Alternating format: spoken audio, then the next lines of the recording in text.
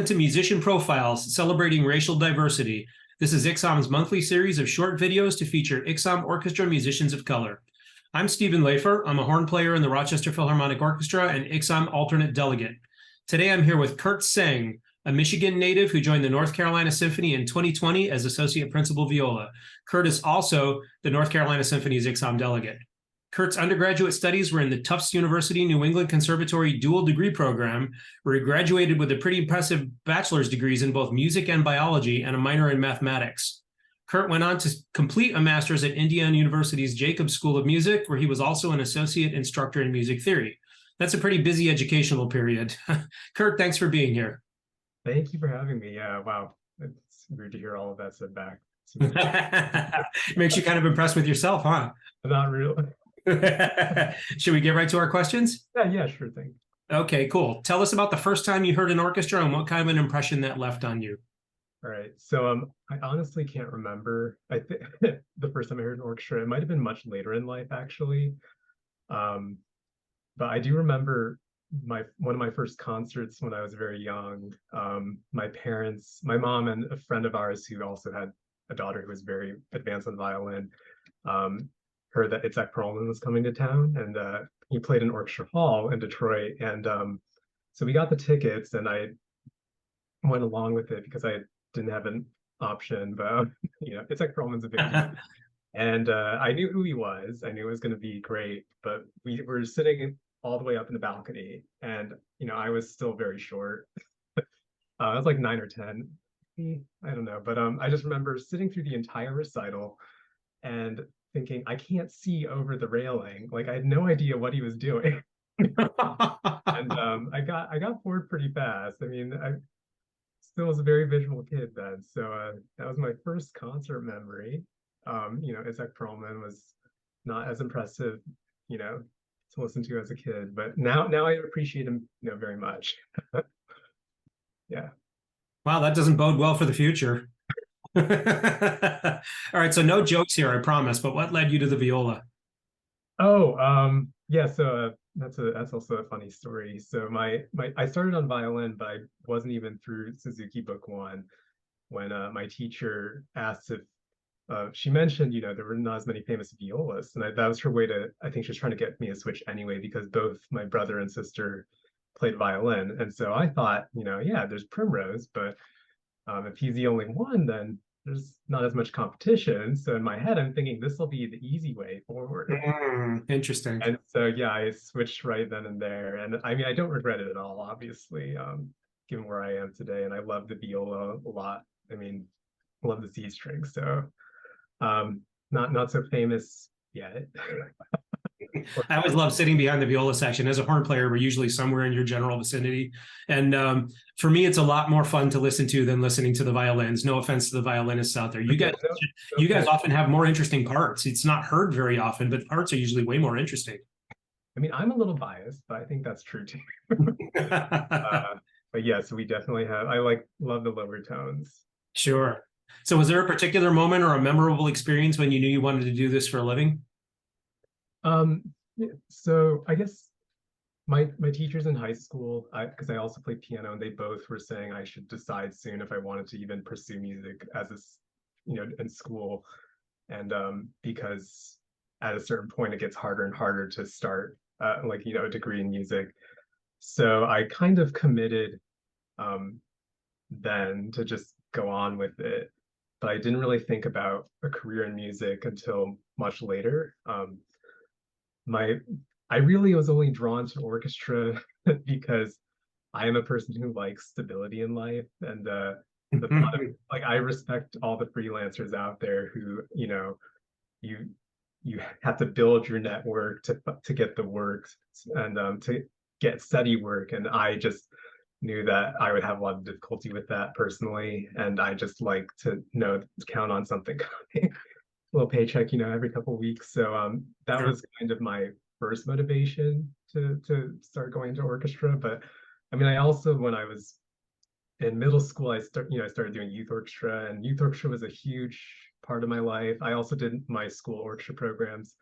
So I was playing in orchestra a lot, and I always had a lot of fun with it. And after doing some of the orchestra festivals, it's amazing, the experience. And when you really pause to think about what orchestras do, it's kind of just mind-blowing. And it's, just a lot of fun to be a part of it. So I'm really happy that it worked out. Absolutely. So since you joined the North Carolina Symphony, are there any particular concerts that stick out in your mind, something that you'll remember for a particular reason? So since as you mentioned, I did start during COVID, during the 2020 season. And so I haven't been here too long. Like I'm only entering my fourth season now. Yeah. So, but even then I'm having trouble like, recalling concerts as, singular events, because right now it's just all a blur. Uh, Sure. but I will say that, starting during COVID was a really impactful experience just because, we were all doing virtual concerts. And so I was starting with the orchestra, but not even meeting everyone at the same time, doing these chamber music recordings because we did these streamed chamber music concerts. And so it was actually a lot of more fun for me. I like to meet people in smaller settings anyway. And Mhm. it was a nice chance to kind of meet my colleagues in a more intimate setting and also get to hear them play. So it's kind of like a very slow ease into the getting used to symphony life here. Sure. It's also nice to hear somebody pull something at least semi-positive out of COVID, because that was a negative time for so many of us. It's nice to have, at least some sort of a positive thing come out of that. Yeah, for Really sure. great to hear. All right, totally switching gears here. If you could give a piece of advice to yourself in student days, what would you tell yourself? Oh man. It's such a loaded question. Isn't it though? it, yeah, I was thinking about this one, and I'm sure my teachers back in the day would say that I should have told myself to practice slower more. I'm a speed demon. I always like to do things fast, but I think to go back to my younger self, I would say, definitely slow practice, but also like to practice more smart. Like, it's about quality and not quantity, even Sure. though you do have to put in a certain number of hours in, but the quality of those hours matters more than just putting in, the what, what I was trying to say. Oh, yeah, I yeah. mean, it is important definitely to get all those like the repetitions in, but at a certain point, definitely just thinking more about what you're doing and being more deliberate, I think would be something I would tell myself. But I also did think that because I was thinking back and I feel like when I was younger, I say that as if I've had such a long life. I guess it's kind of Sometimes it feels longer than it has been. yeah, definitely. But like I think back and sometimes I wonder how I did all the things I did. And I definitely feel like as the years have gone on, like my idea of taking risks or my willingness to take risks decreases just because, you feel like there's more on the line. And back when I was younger, I felt like I was more willing to just go for things and maybe I was a little more ignorant, So Mm, I wasn't realizing what was coming out, but I feel like in some ways it's like looking back, I do respect my younger self for having the courage to kind of go for the musical ideas more. And that's something I'm kind of rediscovering, like definitely during COVID when we all had the time to just kind of do whatever we wanted. And I think like that was when I kind of looked at my playing and I thought, well, now I can do whatever I want. So it was kind of a great chance for me to kind of rediscover how to take risks and preparing new music, but also reminding myself that, there's more to it than just playing the right notes in the right time and to sure. go for those ideas. Yeah. Hey, wow, that's two positives out of COVID. That might be a world record. I mean, I kind of loved being, a little bit shut away from the world. I like to sit. Yeah, some people thrived in that environment. I can't say Yeah, that I did, but I'm not extremely social, so I think I was okay either way. But some people actually thrived in that environment. yeah, definitely. So, final question. Why do you think a series like this might be particularly important right now in our current climate?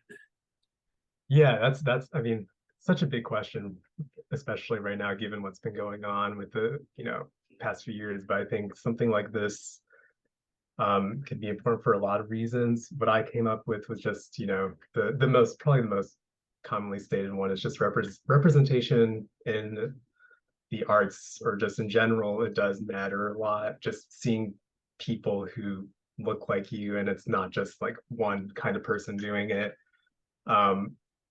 does help set the example, because it does open a younger mind to the possibilities, and not being so constricted to like what they see around them.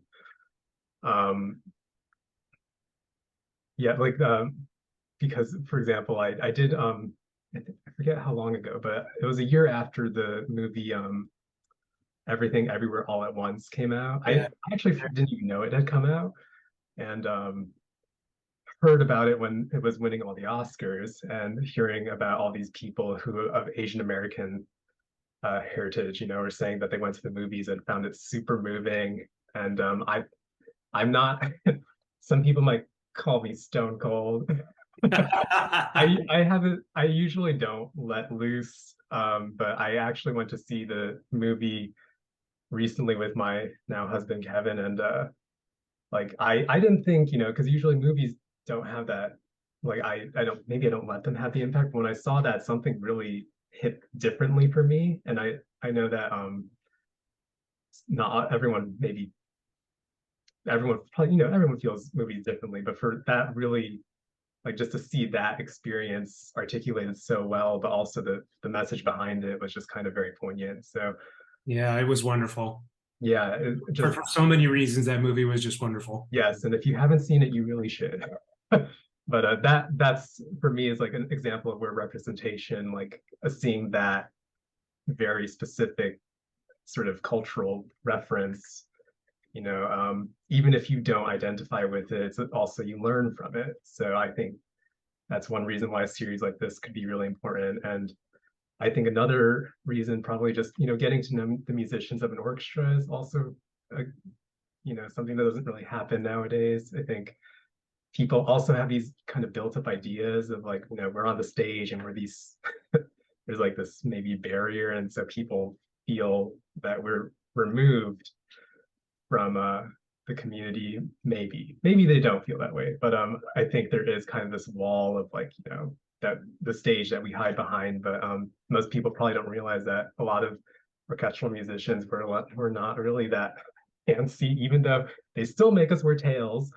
Yeah, Which we're working on that. yeah, yeah. You know, tails have their place, but a lot of us, I feel, you know, a lot of people, musicians' stories, I feel, are a lot more commonplace, or you know, a lot of people who just kind of came from more humble beginnings and just found music as a path to expression, or just, you know, something that they enjoyed. And it's we're not all as stuffy as we appear, you know, sort of feeling. So Sure.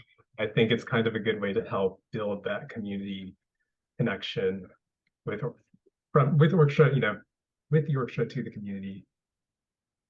Right. Anything else you'd like to share that you'd like ICSOM's listeners to know about you? I mean, I'm not really sure. I didn't prepare this one. Yeah, This is not yeah, with this question. This is the Don't feel compelled. Yeah, if don't feel compelled. I mean, I can't think of anything. You gave such a thorough introduction. I was not expecting everyone to that. I thought I could keep it a little simpler, but Well, it's a pretty impressive background. We got to make you sound as impressive as you actually are. yeah, I really appreciate it. All right. Well, then that wraps it up for us. Thanks so much for sitting down with us and letting ICSOM's listeners know a little bit more about you. And take care now. All right, thank you so much. Thanks for having me, and same to you. Bye. Bye-bye.